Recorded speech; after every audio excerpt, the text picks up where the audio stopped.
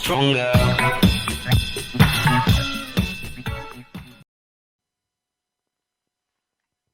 Buenas tardes a todos, bienvenidos a la cuarta edición del seminario de la Cátedra de Cronicidad para estudiantes de medicina, que este año tenemos una novedad y es que la hemos ampliado a los estudiantes de enfermería, a profesionales sanitarios y también a gestores del ámbito de la salud. Hoy es nuestra cuarta edición, es nuestro primer aniversario como Cátedra de Cronicidad y queremos daros la bienvenida a todos los estudiantes. Quiero hacer un inciso ahora, que es que recordéis que las preguntas que tengáis que hacerle tanto al doctor Pose como al doctor Bengoa las podéis hacer por escrito en el chat que tenéis en la aplicación. Me gustaría también darle una bienvenida especial a un grupo de estudiantes que está hoy con nosotros, que son estudiantes de medicina y enfermería, que están conmigo trabajando en la coordinación del programa IGEA de voluntariado y humanización de la Cátedra de Cronicidad, en la cual ponemos en contacto a los pacientes ingresados con la COVID en los hospitales gallegos con sus familias. Por tanto, bienvenidos compañeros, estáis haciendo una labor muy importante, estamos muy contentos con todos vosotros y aprovecho este momento que tengo de televisión para animaros al resto de que os apuntéis a las listas, porque no solamente estamos trabajando con los pacientes en el Hospital Clínico Universitario de Santiago, sino ahora ha comenzado ya el proyecto en La Coruña y va a comenzar en breve en Vigo, Orense y Lugo, hasta que tengamos completadas las 7 áreas sanitarias. Y todos somos necesarios para ayudar a que los pacientes se conecten con sus familias.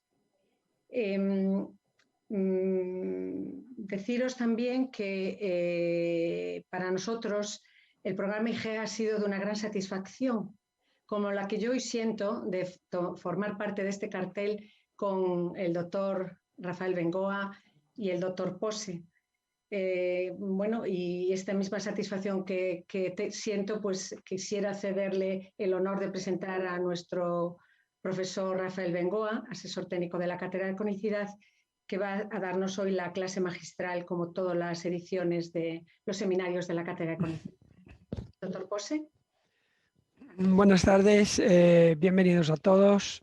Gracias, Monse, por esta presentación del acto.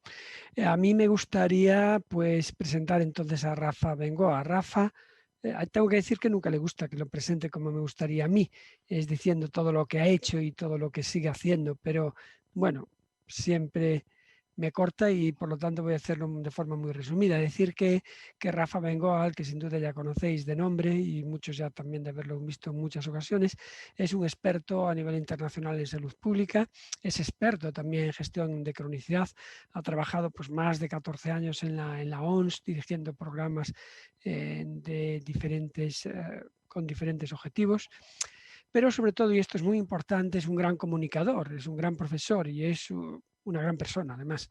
Y también tengo que decir que es mi amigo y por este motivo es asesor de nuestra cátedra desde el principio y ha aceptado desde hace, este es el 4º año, pues participar y dirigir un poco impartir este seminario. Se trata de un seminario y esto significa una clase interactiva y por lo tanto con preguntas, así que tenéis un chat a vuestra disposición, seguro que tenéis mucho interés en el tema y espero que surjan muchas preguntas. Y bueno, pues yo creo que nada más. Rafa, muchísimas gracias otra vez por tu disponibilidad y amabilidad y cuando quieras, todo tuyo.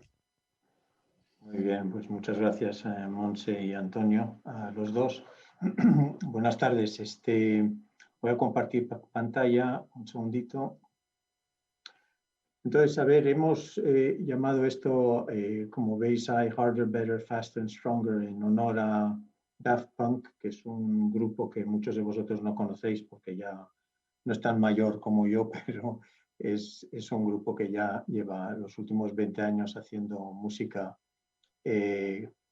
y una de sus canciones se llama así, y eso es precisamente lo que habría que haber hecho, que no hemos hecho con la gestión de COVID, y eso es lo que hay que hacer también con la gestión de la transformación para que vosotros podáis estar en un modelo asistencial, un modelo de cuidados mejor que el que tenemos ahora, y eso va a depender un poquito de todos nosotros. Pero antes que eso sí quería ampliar lo que ha dicho Monse sobre su programa, lo llamamos Antonio y yo su programa, porque ella ha liderado, ha ideado y liderado este proyecto que está empezando a tomar cuerpo también en otras universidades. Y decir que en estas crisis como la que tenemos, pues obviamente todos estamos en el mismo barco, pero eso a la vez pues da como más confianza para compartir miedos y nos lleva eso a una mayor solidaridad. Saber captar ese estado de ánimo y convertirlo en un proyecto solidario, eso es liderazgo, el liderazgo que ha ejercido Montse Sánchez Agustino. Y yo creo que es importante reconocerlo porque es de los pocos proyectos que está consiguiendo pues, romper el aislamiento social que tienen muchos enfermos, como sabéis, en la UCI. Y obviamente hay que agradecer a todos los que estáis escuchando ahora y que estáis participando como voluntarios en este esfuerzo. Ese espíritu de cooperación, pues obviamente SIGEA, se mueve en el mundo del voluntariado y el mundo del altruismo, pero es interesante constatar algo que surge de proyectos de este tipo, de que a las personas que participan les da un mayor bienestar subjetivo, se sienten mejor, sobre todo en estos momentos tan raros, y el concepto este de voluntariado y altruismo, pues es interesante notar que ya en términos de evidencia científica lleva a menor depresión y ansiedad. Lo que pasa, y quería hacer ese comentario porque ha ocurrido durante la COVID una cosa que obviamente que está muy bien, de que todo el mundo ha visto y aplaudido, de que la medicina no es solo un trabajo, hay mucha vocación. Y como es vocación, pues hemos ido de ola en ola, como aceptando de que es aceptable ir de ola en ola. Y la verdad es que no hay que repetir ese modelo. Va a haber más pandemias, este no ha sido el primer virus ni va a ser el último, y en vuestras carreras es evidente que vais a tener muchas más crisis de todo tipo. Pero esta puede obviamente repetirse con más frecuencia porque obviamente estamos creando condiciones para que así sea, porque estamos destrozando el medio ambiente y el mundo animal se acerca al mundo humano y el mundo humano luego contagia a otros humanos. Y por lo tanto, pongo ahí que no hay que repetir porque han muerto 200 profesionales en España y miles a nivel mundial. Y claro, eso está muy bien, hay que reconocer la fuerza moral que eso tiene, pero a la vez hay que aprender de lo que ha pasado. Y por eso yo creo que todos tenemos que exigir, evaluar lo que ha pasado para que vuestra generación, aunque tenga más pandemias, no tenga que pasar por algo parecido, en términos obviamente de morbilidad y mortalidad. Sería inaceptable que los gobiernos, en este caso los nuestros en España, pues no evaluaran de una forma exigente lo que ha pasado, pero no para culpar a nadie, sino precisamente para esto, para que no vuelva a pasar algo parecido, aunque tengamos más pandemias y más crisis de un tipo y otro. A vosotros, yo leí el otro día que os van a exigir una recertificación como clínicos, cosa que no nos han exigido a nosotros en nuestras carreras. Y eso está muy bien porque obviamente eso es para mantener la calidad y la seguridad clínica que todos necesitamos, pero obviamente también habría que exigir una recertificación a los gobiernos y la única forma también será evaluando. Por lo tanto, quería remarcar eso antes de entrar en el tema. Entonces, a ver, la gestión de la pandemia, pues obviamente es algo muy diferente a lo que hemos tenido antes, pero hubiera sido necesario una gestión muchísimo más compleja, mejor, más rápida y más fuerte. Me explico. Antes del COVID había muchas debilidades preexistentes, ¿no? Individuales. Por ejemplo, si uno tiene una enfermedad crónica, una diabetes, pues obviamente eso no te ayuda cuando te infecta este virus. Tenemos un sistema nacional de salud que se ha ido debilitando por falta de inversión y una salud pública muy también empobrecida. Teníamos problemas económicos y de equidad en el país. Tenemos una polarización política que obviamente sigue, como vemos todos los días, y tenemos una tecnología infrautilizada todavía en el sector y todas esas debilidades preexistentes pues obviamente han sido impactadas por el COVID y han creado una situación aún peor. Por lo tanto, ahora lo que toca es salir una a una de todas estas en el post-COVID y de eso queríamos hablar. Entonces, esta es Reese Witherspoon, la actriz que muchos conoceréis, pero esto es su cara según iba cambiando de enero, febrero, el año pasado y en septiembre otra vez con una especie de interrogación aquí, qué es lo que está pasando, que viene otra ola, cómo es posible que me esté pasando esto. Bueno, pues ha puesto la misma cara en el 2021 y yo creo que en el 2022 el virus se queda entre nosotros, pero ya veremos qué cara se le sigue poniendo a esta actriz. Es evidente que completamente, como el virus se queda endémico entre nosotros, seguirá habiendo casos, seguirá, esperemos que sigamos teniendo un sistema de identificación rápido, testeo, rastreo y tal, y muchos de los que ya en los próximos años tendréis que estar pendiente de esta enfermedad y distinguirla de la gripe y de otras, pues obviamente vais a tener que poder tener digamos, la capacidad diagnóstica, espero con unos test mejores que los que tenemos ahora para poder distinguir unos virus de otros. La estrategia que se ha decidido en Europa, y ahora volveré, es una estrategia de convivir con el virus, y ahora ya estamos en una especie de desescalada prematura de la tercera ola y nos vamos obviamente a la cuarta ola. Ya estamos en cuarta ola, aunque no se quiera reconocer en algunas partes, pero estamos en una cuarta ola de una variante más compleja, es decir, estamos ante otra pandemia, no es la misma que el año pasado, es otra situación y por lo tanto hay que manejarla de una forma diferente. Por eso es importante aprender una cosa de estas pandemias, que a veces un gobierno tiene que cambiar de estrategia y no seguir ola tras ola avanzando en la estrategia que es evidente que no estaba funcionando. Sin embargo, ahí seguimos mes tras mes seguir intentando convivir con el virus.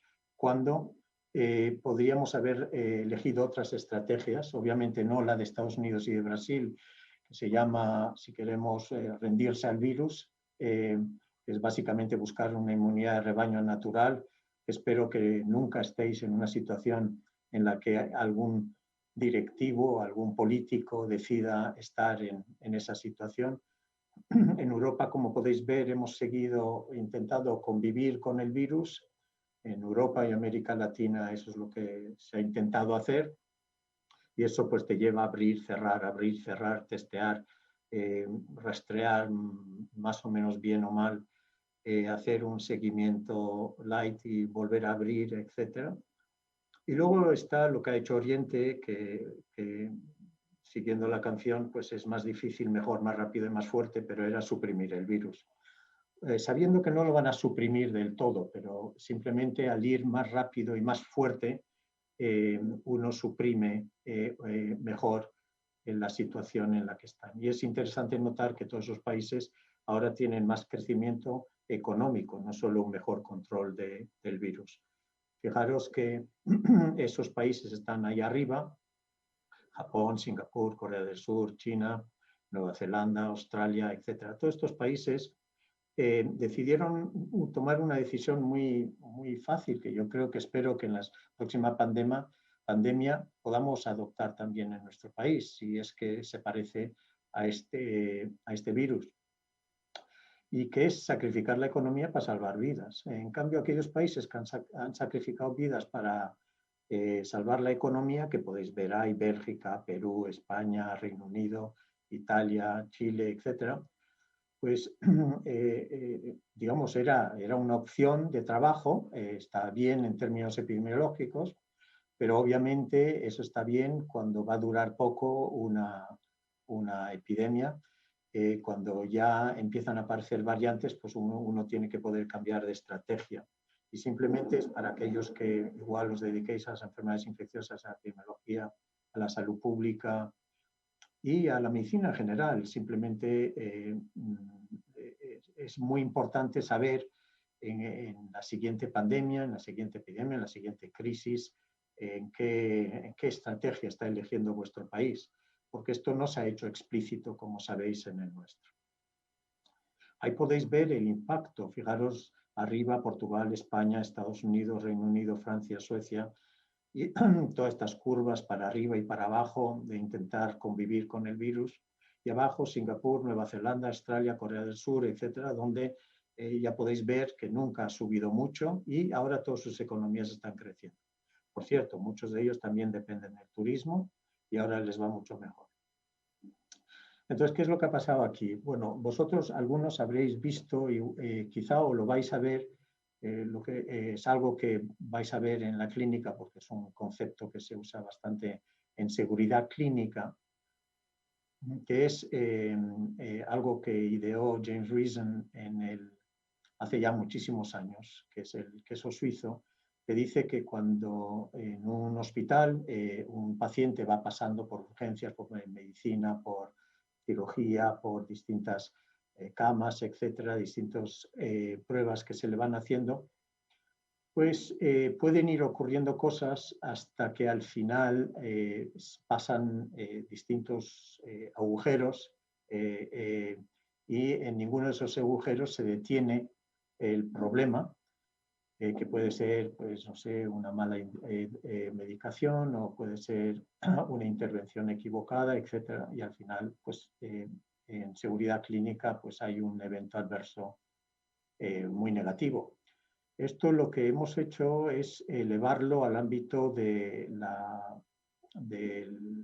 COVID, de la gestión del COVID, y obviamente había demasiados agujeros también, y todos esos agujeros han ido pasando. No voy a entrar en el detalle de ellos, pero os mandaremos esta propuesta a los que os interese.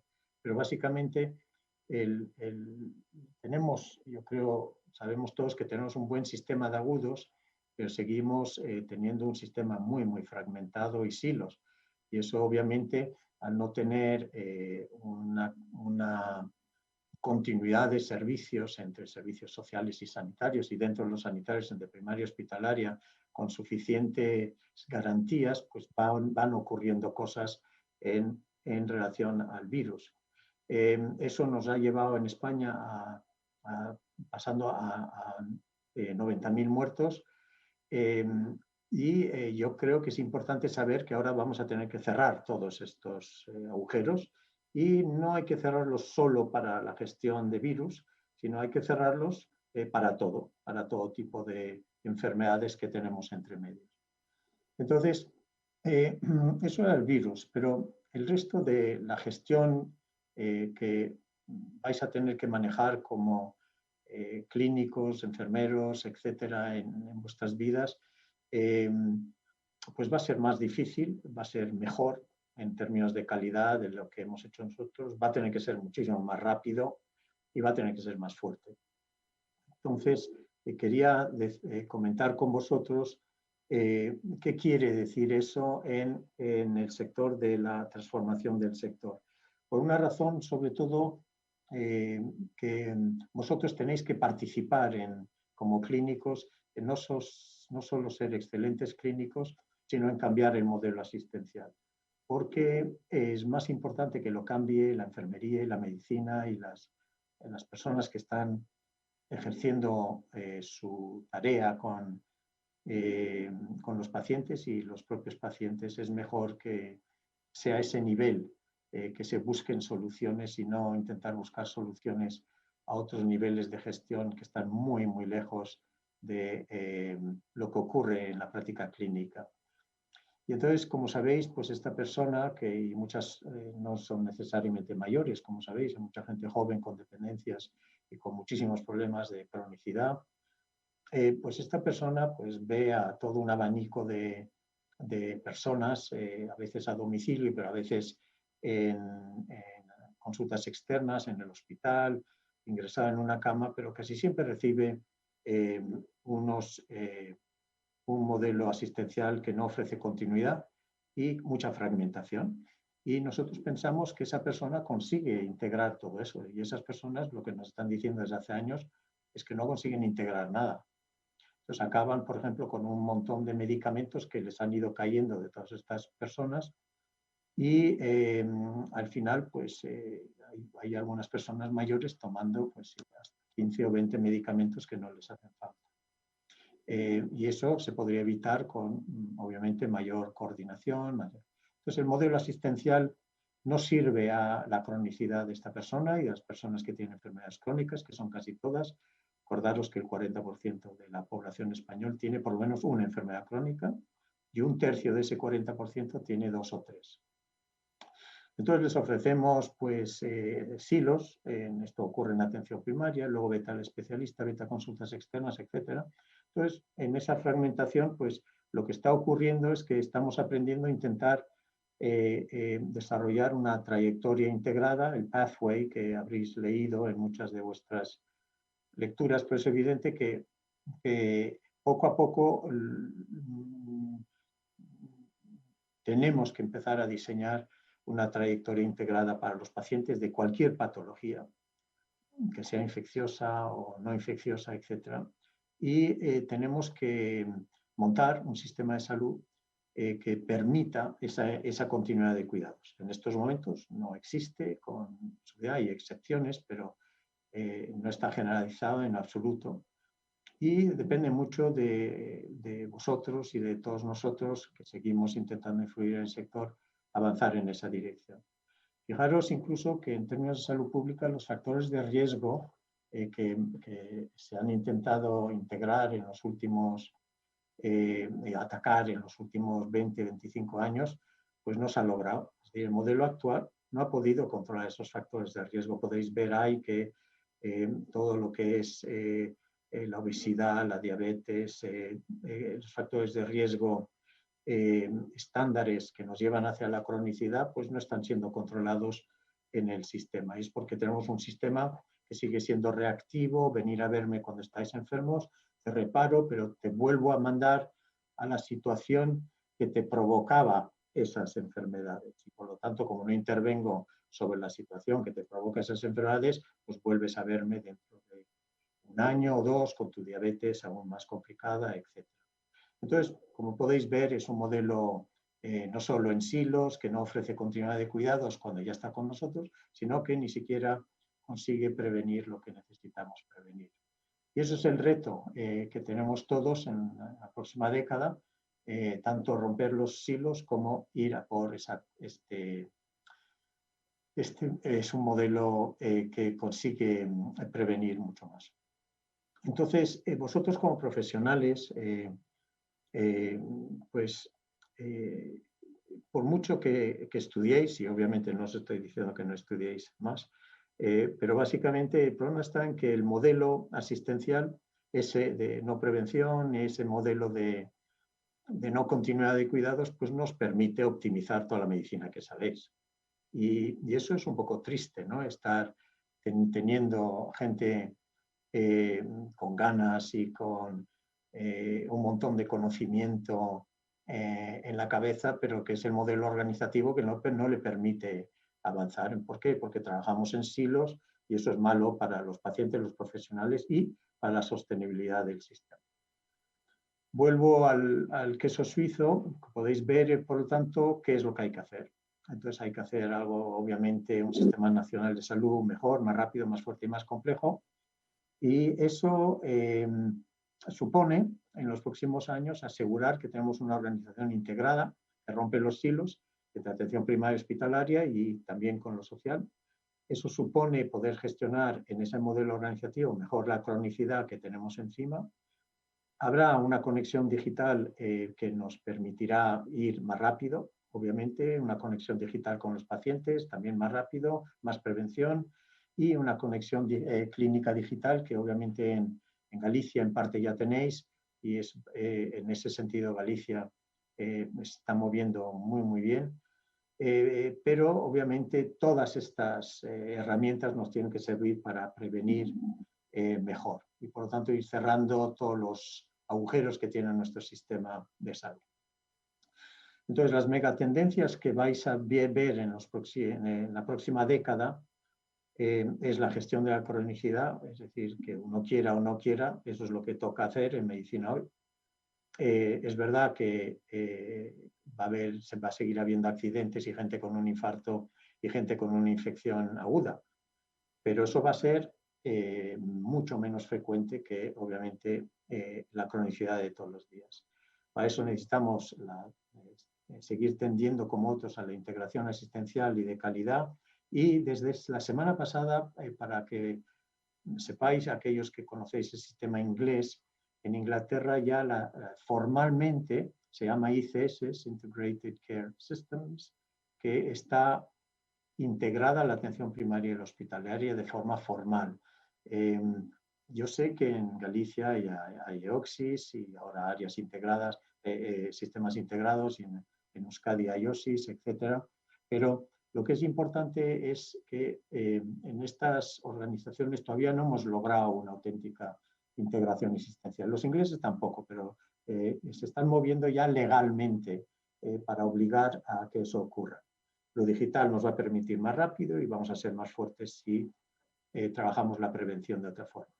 Tenemos un arsenal de gestión y todos son integradores, no entro en el detalle porque los veis ahí, pero básicamente sabemos teletodo, sabemos empoderar a los pacientes, hay nuevos roles de enfermería geniales para avanzar y nos vamos hacia un modelo en que vamos a intentar hacer muchísimo más en casa, más en la comunidad, más prevención, más en atención primaria y menos en hospitales, cosa que es muy bueno para los hospitales porque hoy están haciendo un montón de cosas que no les corresponden. Nos vamos hacia este modelo para ir a un modelo en que hoy está todo fragmentado, a un modelo más unido en estas áreas más integradas, pues uno no puede pegar el salto mortal de estar de donde estamos a ese modelo tan bonito. Y os quería explicar en los últimos 2 o 3 slides a dónde estamos en relación a cómo avanzar en esa dirección. Entonces están empezando a desaparecer los hospitales como islas que están ahí esperando que venga alguien y se están empezando a montar dentro de los hospitales redes clínicas hospitalarias, redes interhospitalarias, redes entre el hospital y la atención primaria, como hemos comentado. Pero quería quedarme un poco sobre la primera escalera a esas redes clínicas intrahospitalarias, porque ya está pasando esto. Pasamos de una organización asistencial, que es la que vais a vivir de todas formas en los próximos años, incluso en MIR, etcétera, o en cualquier hospital que estéis trabajando, esta verticalidad de un departamento en el que el paciente tiene que ir pasando y unir las piezas que hemos comentado antes, pero ya en muchos hospitales ya hay una nueva gestión hospitalaria, una nueva organización, en el que el proceso asistencial del paciente oncológico se diseña y los clínicos, enfermería, etcétera, tienen que asegurar que ese proceso asistencial funcione como una trayectoria en oncología, en cardiología, en atención urgente y en pacientes quirúrgicos, etcétera.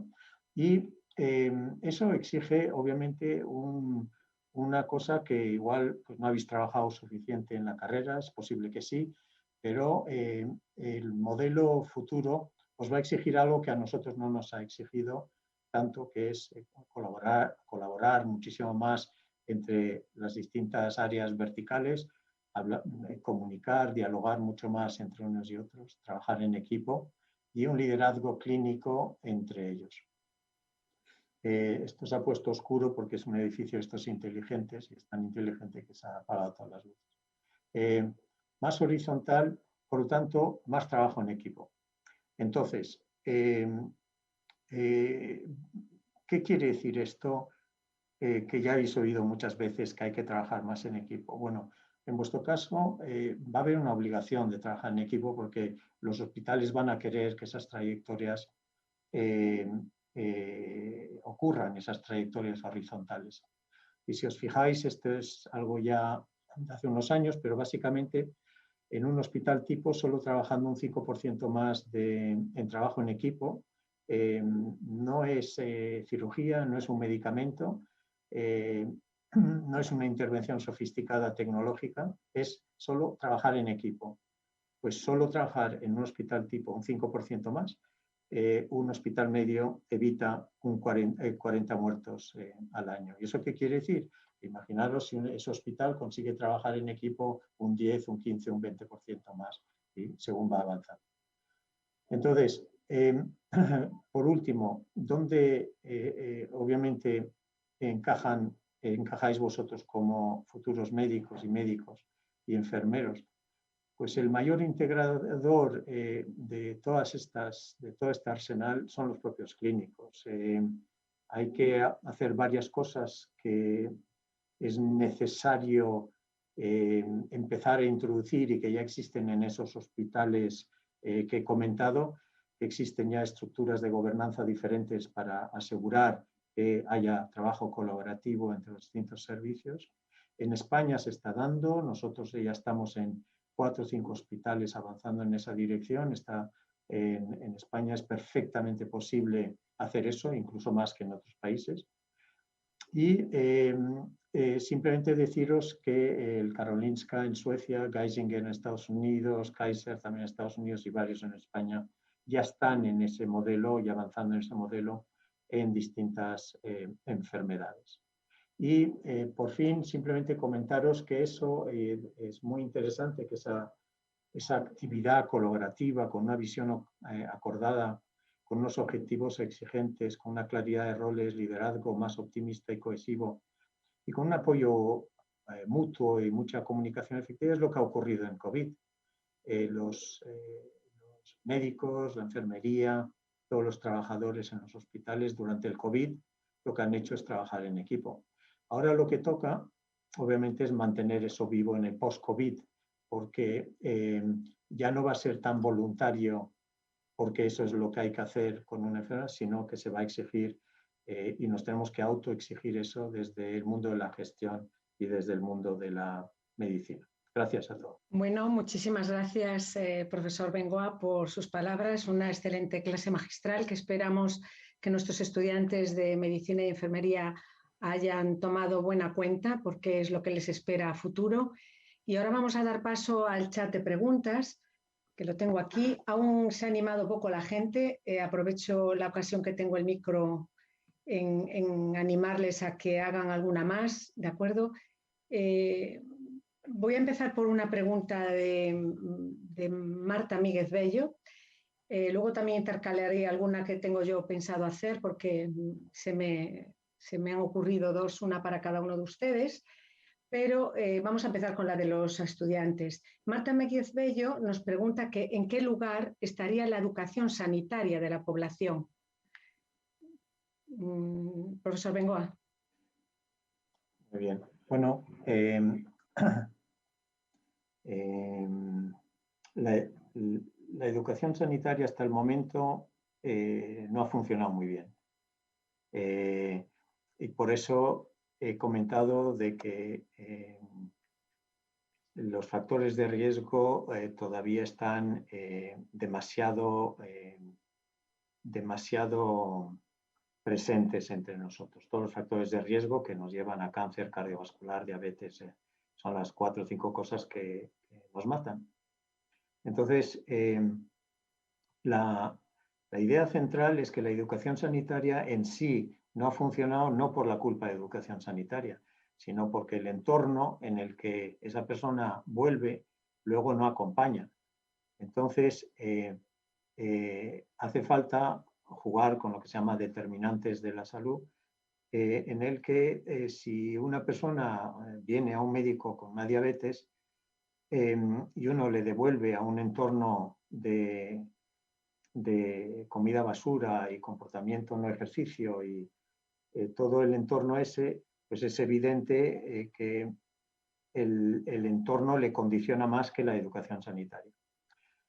Y por lo tanto, lo que ya estamos empezando a ver es cómo distintas organizaciones sanitarias, sobre todo en Estados Unidos, están empezando a trabajar, obviamente, aparte de la atención diabética clínica, están empezando los clínicos, a algunos, sobre todo con atención primaria, a ir, obviamente, a las escuelas y a ir creando condiciones en el entorno familiar en el que, por lo tanto, se vaya sumando la actividad clínica a la actividad luego de esa persona. Entonces, per se, la educación sanitaria siempre es útil, pero si no existe el entorno favorecedor, no hay que tener demasiadas fe en que vaya a cambiar los comportamientos. Precisamente en ese sentido, Marta decía que quería decir que gran parte de los pacientes creen que se les puede solucionar todo con pastillas. Y no es así, porque también hay educación nutricional, el tema del deporte, ¿no, doctor Bengoa? Sí, bueno, Antonio, ¿a ti qué te parece? Que tú ves pacientes de este tipo. Yo ya no soy un médico de verdad, entonces, ¿a ti qué te parece? No, bueno, yo creo que sí que eres un médico de verdad. Yo a mis alumnos siempre les digo que hay 3 tipos de medicina: la medicina preventiva, la medicina curativa y la medicina paliativa. Y todas son importantes. Quizás, bueno, en algún momento determinado una adquiera más protagonismo que otra. La medicina preventiva es fundamental y ese es un poco en donde tú te marcas ahora. Quizás yo me marco más en la medicina curativa y la medicina paliativa, pero yo creo que todas son absolutamente importantes, ¿no? Y dentro de la medicina preventiva está claro que la formación, la información y la formación a las personas, digo, a la población general, yo creo que es fundamental. Y al crónico, muy especialmente, lo que conocemos un poco como el empoderamiento, ¿no? Formar, informar para formar. Y eso fortalece y ayuda además, y hace la creación también de pacientes expertos. Yo creo que eso es muy importante. Quizás si la población general, si no hemos logrado motivar a la población general lo suficiente, posiblemente por eso han fracasado las medidas preventivas, ¿no? Pero no creo que la población general sea la responsable. En todo caso, los responsables seríamos nosotros y la política sanitaria un poco que tenemos, ¿no? Sí, la política sanitaria en el sentido de que, a ver, si el aceite de oliva es más caro en España que en otros países, pues, y somos nosotros que lo producimos, pues no tiene mucho Ningún sentido. sentido. Tú tienes que crear condiciones muy favorables para que la gente consuma lo que tiene que consumir. Sin duda. Profesor Pose, aquí hay una pregunta muy interesante precisamente de Teresa Rodríguez, que dice que ¿qué médico es el adecuado para coordinar esa asistencia integral del paciente crónico? Uy, esa pregunta es muy fácil. El médico, pues el médico que más le gusta hacerlo y que más se dedica a hacer esto. Y sin duda, hoy en día es el médico especialista en medicina familiar y comunitaria, que es el médico de atención primaria. Yo creo que el auténtico médico es el médico de atención primaria, el médico de familia. Los demás médicos del hospital somos médicos consultores, ¿no? Antes había una cosa que se decía médico de primaria y médico de especializada. Bueno, yo creo que eso ha cambiado. Ahora es médico especialista en atención familiar y comunitaria y médico especialista hospitalario, pero todos son especialistas, ¿no? Y la especialidad de medicina familiar, sin duda, yo creo que es la auténtica protagonista en un sistema de salud. Yo no sé qué opina Rafa o qué opinas tú, Monse, pero yo creo que en eso todos estamos de acuerdo que la clave de la medicina es la prevención primaria, perdón, la atención primaria, la medicina familiar y comunitaria. Yo creo que más que un perfil profesional, lo que nos hace falta para combinar esos mundos, obviamente el médico de atención primaria y comunitaria está bien formado, la enfermería también, pero puede perfectamente ser un enfermero o una enfermera, puede ser un médico, puede ser cualquier persona que sepa hacer que trabajen juntos organizaciones que a veces no dependen de ellos, de esa persona. Y eso es muy difícil porque se trata de construir relaciones, construir acuerdos. No he tenido tiempo de desarrollar, pero no importa, simplemente hay métodos para hacer que la gente quiera hacer algo juntos. Y yo creo que vamos a ver todo tipo de profesiones ejerciendo esa tarea. Sin duda. Yo, si me permitís completar un poquito la pregunta que hace Teresa, diría que en el hospital, por ejemplo, todos los médicos podrían coordinar, pero la realidad no es esta. El único médico que en realidad coordina en el hospital, está mal que lo diga yo, porque soy internista, pero sin duda es el internista. Sí, claro. Es el que tiene la visión más amplia, ¿no? Entonces, para coordinar también tienes que tener una visión más general, ¿no? Y en este sentido, la visión generalista yo creo que es importante, muy importante. Bueno, ahora os voy a leer una reflexión que nos hace Antonio José Rego para que luego opinéis individualmente cada uno de vosotros. Y es un poquito larga, pero la leeré, incluso intentaré decirla con gracia, que es como creo que ha querido escribir alguna de los fragmentos. Dice, eso lo decía el doctor Meaños, cuando alguien está enfermo llega el doctor y le dice, ábrame y haga lo que usted quiera conmigo. Y es aquí donde hay que tener cuidado con lo que se pide. De hecho, un buen médico siempre debe orientar al paciente sin darle ideas. No quiero pensar en que hay médicos que dicen, ¿tiene pensamientos raros? ¿Se siente intranquilo? ¿Cree usted que tiene parestesias? El paciente por medio va a decir sí, sí, sí. ¿Qué tenéis que decir a esta reflexión? Bueno, yo diría que es una reflexión muy profunda por parte de Rego, la verdad, ¿no? Y bueno, estoy bastante de acuerdo con este tema, pero no totalmente de acuerdo. Yo creo que al paciente hay que darle toda la información y hay que darle oportunidades y hay que compartir. Incluso antes de tomar decisiones, yo creo que las decisiones deben ser compartidas y para eso hay que formarlo también, ¿no? Sí, y al médico hay que formar para que sepa tomar decisiones compartidas. Compartidas, exacto. Pero ese método, que se llama método de toma de decisiones compartidas,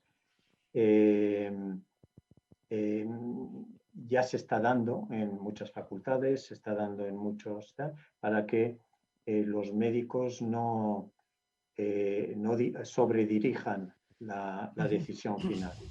Y esto también se usa mucho en aquellos que estáis en genética, en consejo genético.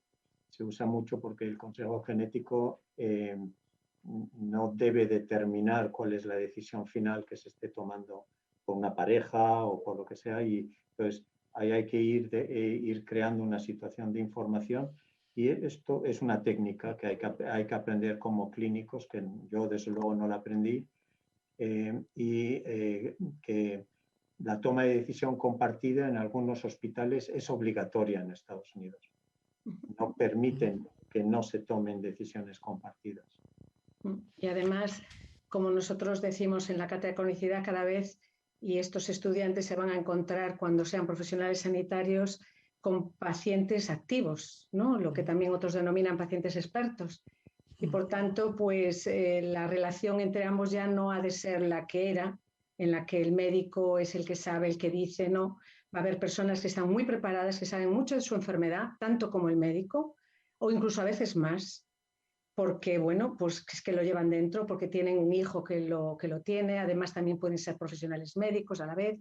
Entonces es importante que sepan nuestros estudiantes que no se van a encontrar con cualquier paciente en el futuro, sino que cada vez van a existir más pacientes activos, ¿no? Sin duda, Monse. Yo creo que hay una cosa que tan pronto acabamos la carrera de medicina y nos ponemos a ejercer la profesión, hay una cosa que vemos de forma inmediata, que es lo que es el consentimiento informado. Las hojas de información y consentimiento informado. Yo creo que eso es una aproximación mínima a lo que son las decisiones compartidas, ¿no? Cuando te van a hacer una prueba y esa prueba entraña un riesgo, entonces informas al paciente para, de acuerdo con él, decidir si le vas a hacer esa prueba o no, y si él no quiere, no se la des. Y eso implica que le tienes que dar toda la información. Bueno, cierto es que la mayoría de los médicos lo que damos es sobre todo la información negativa, ¿no? cuando te vas a operar de algo, te dicen, mire, bueno, hombre, pues si todo sale bien se va a curar, pero puede usted empezar a sangrar, tener que meterlo en urgencias, tener que transfundirlo, etcétera, ¿no? Entonces, claro, yo creo que una de las cosas en las que hay que avanzar también es en esto, en lo que comentaba Rafa, ¿no? Informar y formar a los médicos para tomar decisiones compartidas, no solo los pacientes, no también los médicos. Y aquí yo creo que a lo largo de nuestra carrera del grado de medicina y de enfermería, también por supuesto creo que no se ha avanzado mucho, ¿no? Y también comunicar bien, ¿verdad? Absolutamente. Hay que Formar es comunicar. comunicar. Nosotros a los voluntarios en el programa IGEA les damos un curso de comunicación eficaz y en muchas ocasiones, aunque la comunicación que realizamos es con un paciente y no se habla desde el punto del plano médico, hay que saber establecer esa comunicación entre paciente, familia, con nosotros, ver que es una conversación eficaz. Y hemos hecho muchas veces los símiles de lo que están aprendiendo ahora que lo lleven a lo que va a ser la conversación terapéutica del futuro, ¿no? Cuando hay que convencer a los pacientes de que sean adherentes a un tratamiento, etcétera, ¿no? Ahora voy a hacer una pregunta, precisamente que estaba hablando del programa IGEA, de una de nuestras voluntarias, Alba Goenaga. Pregunta que ¿en qué dirección debe avanzar la atención primaria para poder hacerse cargo de educación, prevención y seguimiento de crónicos? Rafa, Bueno, ¿te parece? pues tiene que ser lo que estaba diseñada para ser. Es decir, lo que nos ha pasado en los últimos 25 años, 30 años desde que se hizo, es que la atención primaria ha desarrollado la parte clínica, pero no les han permitido, no por ellos, no les han permitido desarrollar la parte comunitaria. Y hemos visto que si se hubiera desarrollado la parte comunitaria de la especialidad, eso quiere decir estar trabajando poblacionalmente la mejora de la salud de una población proactivamente y eso nos hubiera permitido fortalecer la salud pública y a través de la atención primaria nos hubiera permitido manejar muchísimo mejor el tema del COVID, porque el tema del COVID, aunque muchos políticos siguen intentando controlarlo en hospitales, pues, una epidemia nunca se controla en los hospitales. Hospitales rescatan, pero el control epidemiológico, el control de salud pública de una pandemia o de una enfermedad infecciosa, y también de los factores de riesgo que hemos comentado antes de las enfermedades crónicas, se controlan en la comunidad. Y claro, si los médicos de atención primaria están capturados en estar viendo paciente tras paciente, muchos de los cuales se deberían de estar viendo de otra forma, más digital, etcétera, pues es evidente que nunca van a tener tiempo de desarrollar la actividad comunitaria.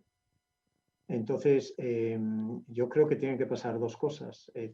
Tenemos que empezar a pasar algunas de las funciones que hoy tienen los médicos de atención primaria a la enfermería, que tiene un potencial enorme digamos, clínico en ese sentido. Y hay que pasar a la gente de salud pública, la gente de disciplina salud pública, que se incorpore todo lo posible en los centros de salud de atención primaria para estar ayudando a los equipos de atención primaria, de enfermería y de medicina a hacer salud pública comunitaria con los médicos y la enfermería también comunitaria. Esos movimientos no hay ninguna razón que lo impida, ninguna razón legal. Simplemente hay que ponerse a ellos si es que uno quiere controlar lo que hemos estado comentando. Antonio, ¿tienes algo para contar? Yo creo que lo ha dicho perfecto, Rafa. Estoy absolutamente de acuerdo con él. No voy a decir nada más. Me parece muy bien. Sí. Rita nos dice que ustedes no creen que hoy en día es cada vez más difícil hacer medicina preventiva una vez que muchos pacientes piensan que lo saben todo. No, yo diría que no. Es decir, por ejemplo, con el COVID ya hemos visto la complejidad que hay detrás del COVID clínica, en las vacunas, etcétera. Siempre va a hacer falta, obviamente, una disciplina que esté manejando eso. Y estoy usando solo el del COVID. Es decir, solo para comprender el desorden que hay y ordenar el desorden que hay con las vacunas, pues obviamente los preventivistas ahora tienen las manos llenas solo con esa actividad, formando a gente, etc. Entonces, los pacientes en muchísimos casos van a tener acceso a su historial clínico, van a saber lo que les pasa a ellos, pero no creo que van a poder hacer lecturas más poblacionales, más amplias, y además las tecnologías obviamente de todo tipo se están complicando. Lo mismo digo de los tests, lo mismo de los aislamientos, lo mismo de los rastreos, todo eso necesita gente muy cualificada. Marta Míguez nos dice que creen que la proliferación de las pseudociencias, homeopatía, MMS, Reiki, se debe en parte a esta fragmentación del paciente. Antonio, esa es difícil. Sí, bueno, yo primero también quería decir algo sobre lo anterior, ¿no? Yo creo que la gente que se cree que está más formada probablemente es la que menos información tiene. Un paciente que esté formado en su enfermedad y que esté bien informado, probablemente se da mucho mejor cuenta de las carencias que tiene, ¿no? Y de las necesidades que tiene de expertos en el tema. En ese sentido, quizás lo que hay que hacer es empezar a formar mejor para que se den cuenta de esas carencias, ¿no? Luego, en cuanto a la pseudociencia, bueno, no sé si esto es un poco la medicina alternativa, ¿no? Enlaza un poco con la medicina alternativa o con alternativas a la medicina, que no es exactamente lo mismo, ¿no? Yo creo que la medicina alternativa puede ocupar un lugar, sin duda, en algunos pacientes más que en otros, y luego las técnicas alternativas a la medicina también. Por ejemplo, en paliativos siempre comentamos en clase, como recordaréis, que aparte del tratamiento médico, el tratamiento farmacológico, tenemos otros tipos de tratamiento, como el tratamiento psicológico, el apoyo psicológico, que es muy importante. Tenemos técnicas de otro tipo, incluso sociales. Tenemos hasta técnicas espirituales o religiosas que pueden ayudar a algunos pacientes. Todo esto puede ser unas formas alternativas y complementarias, ¿no? Pero por supuesto la medicina que tenemos es la medicina científica y es la medicina convencional, que es la base de todo esto, ¿no? Todo lo demás creo que pueden ser técnicas de ayuda, en algunas personas más que en otras, pero sí que pueden tener un lugar. Quizás cuanto más fracase la medicina convencional, es cierto que más apoyo tengan en estas técnicas alternativas, pero yo creo que tienen sitio las técnicas alternativas porque la medicina convencional, la medicina científica, tampoco desgraciadamente alcanza nunca el 100% de éxito, ¿no?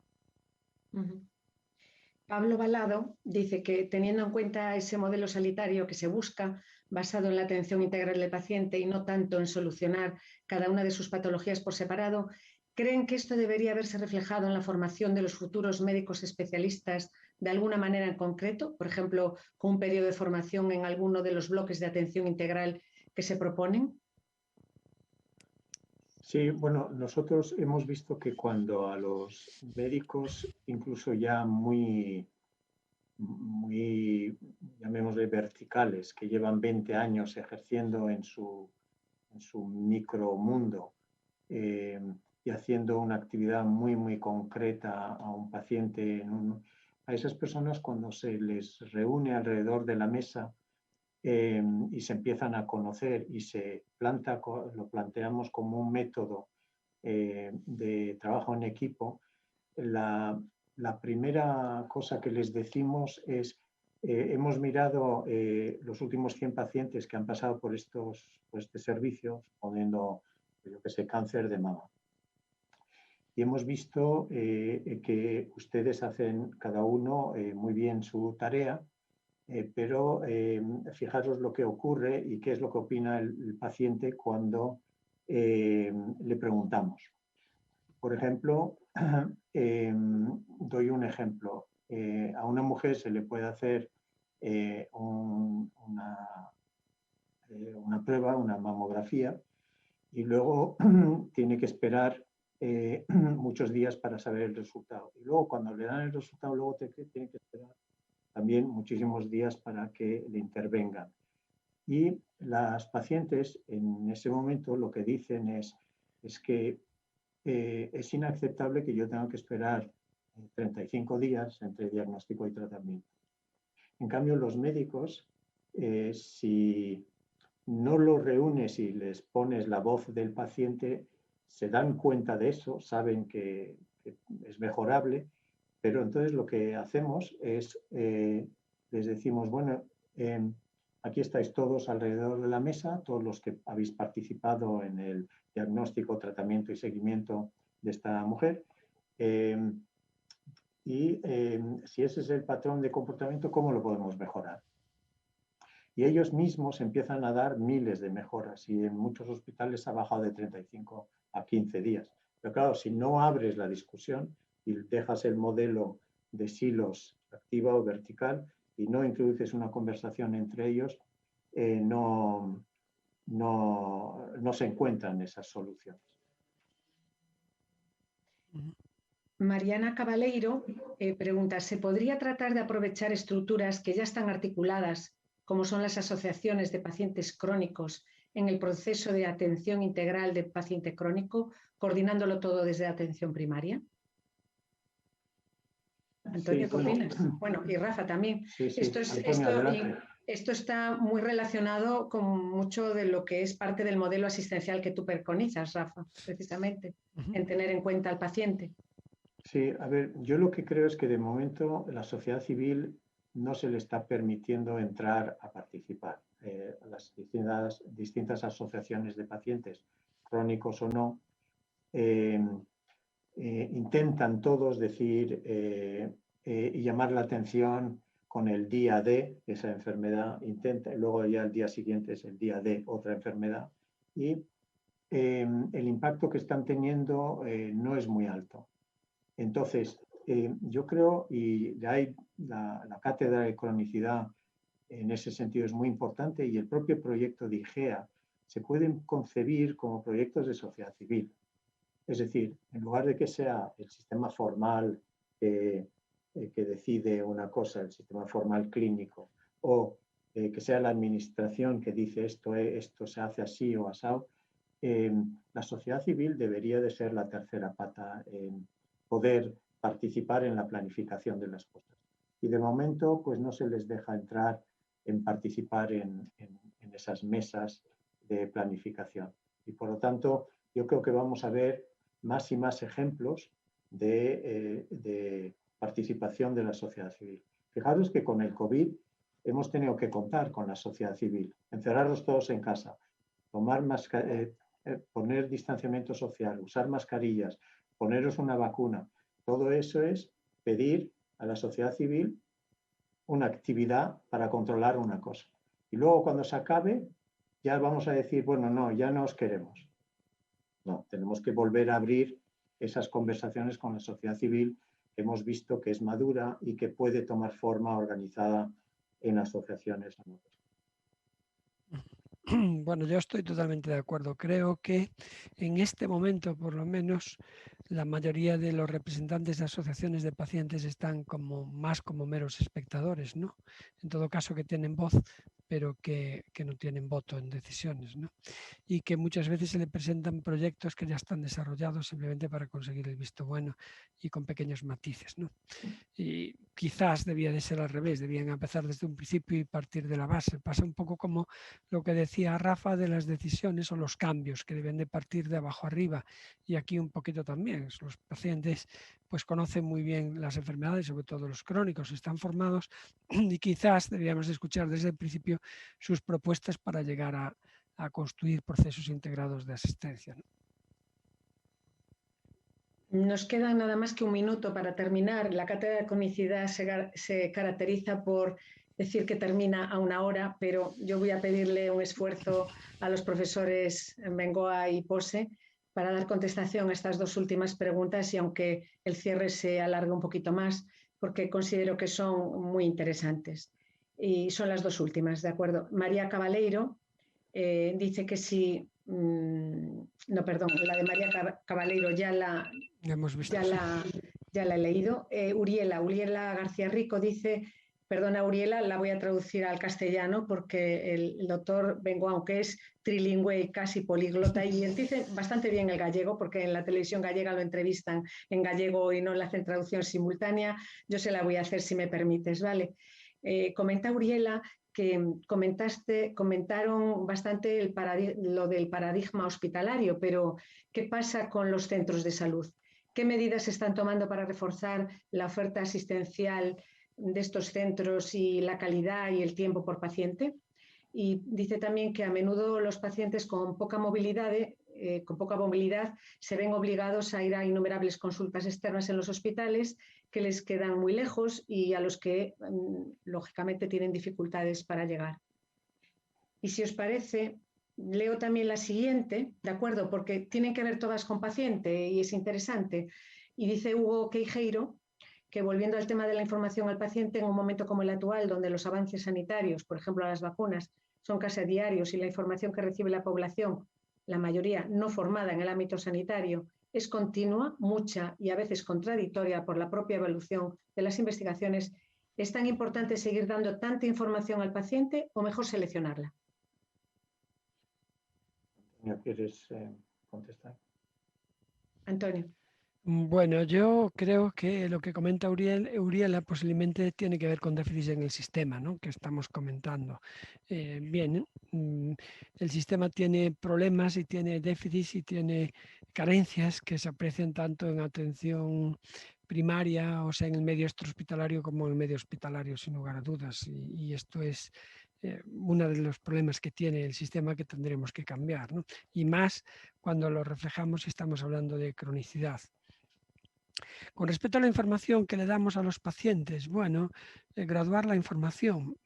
Bueno, hay un tema que es los oncólogos, por ejemplo. Con respecto a esto, cuando tú haces un paciente va al oncólogo y el oncólogo descubre que tiene un cáncer, pues antes éramos muy reacios a decir pues usar la palabra cáncer y a decirle pues que tiene, bueno, pues usted lo que tiene es un cáncer, el estadio, el pronóstico, etcétera, ¿no? Y es fuertísimo. A mí muchas veces me resulta muy fuerte. Bueno, hoy en día los oncólogos están convencidos de que deben hacerlo ya. Y esa información la tienen que hacer prácticamente desde el principio y además tienen demostrado objetivamente que eso mejora los resultados, ¿no? Entonces, hombre, una cosa es lo que dice Monse, que tenemos que enseñar a comunicar.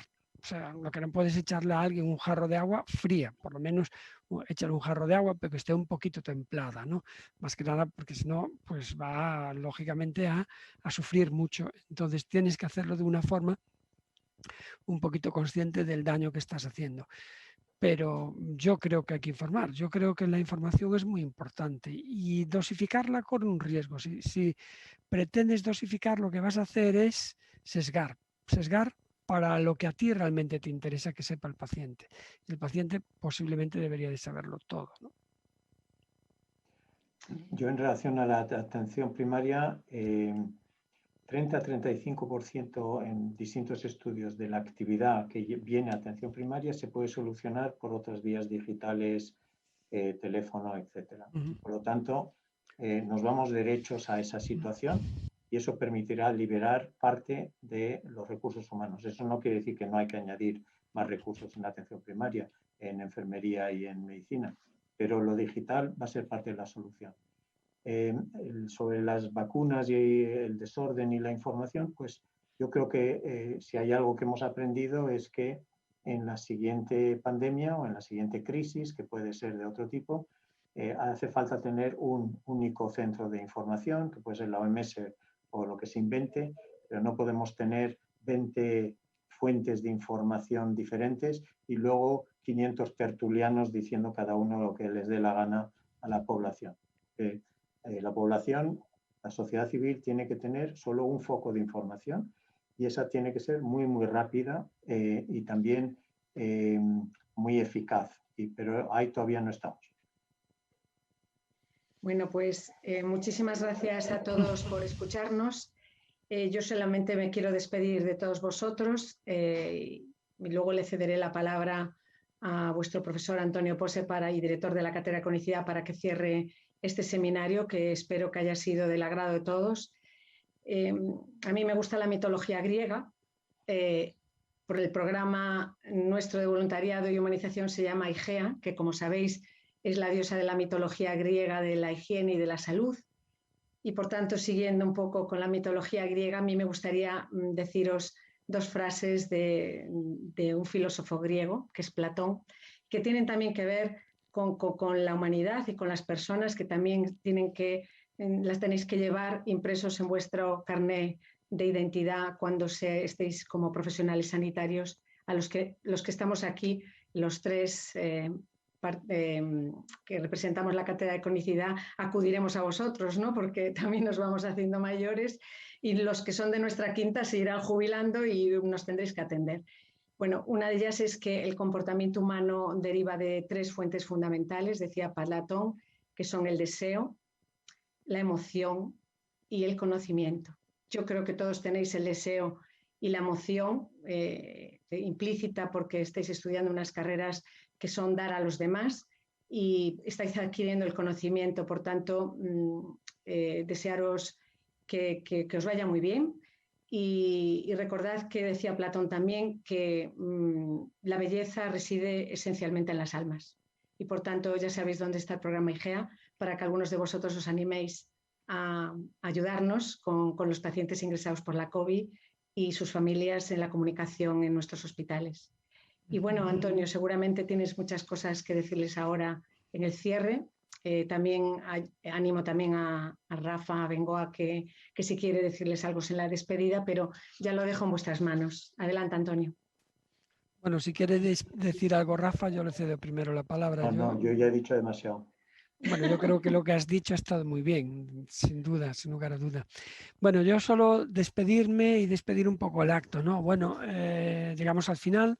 Yo quería agradecer de forma muy especial a nuestro invitado, que en realidad ya no es tan invitado porque forma parte de nuestra cátedra, es el asesor principal de nuestra cátedra. Gracias por su disponibilidad como siempre, por su amabilidad y por la excelente presentación y además por la discusión después, por el debate que yo creo que fue especialmente enriquecedor. A todos los que habéis participado activamente, muchas gracias. A Monse, pieza clave, subdirectora de la Cátedra de Cronicidad, por su participación siempre activa, por su también participación activa como moderadora en este acto, también en la organización del evento. También quería dar las gracias a los técnicos que nos han ayudado y nos han permitido que no tuviéramos ningún fallo, lo cual es bastante raro en esta era de la tecnología, pero sobre todo, como no, a los alumnos, que son los auténticos protagonistas de este seminario, ¿no? Alumnos y también a los profesionales que han participado con nosotros en la reunión. Espero que haya sido de utilidad, como lo ha sido para mí. Estoy seguro de que lo será. Estoy seguro de que a lo mejor no exactamente hoy no se dan tanto cuenta como dentro de unos meses o unos años, cuando qué razón tenían cuando decían que el sistema igual tenía que cambiar y que nosotros teníamos que ser los primeros en iniciar ese cambio, en promover ese cambio. Bueno, en cualquier caso, decir que este año ha sido una reunión virtual, pero esperamos que para el año, que seguro que ya no vais a estar ninguno de vosotros alumnos, o eso espero, pero que estarán otros alumnos en vuestro lugar, pues los que vienen del curso de tercero. Bueno, seguro que podrá ser de forma presencial, sobre todo si toda la población y todos nosotros somos lo suficientemente responsables y además las vacunas dan el resultado que esperamos. Si todo es así, pues probablemente para el año tengamos al profesor Bengoa con nosotros aquí en presencia física y Monse y yo podemos estar con él acompañándolo en el seminario del año que viene. Nada más, muchísimas gracias y nos vemos.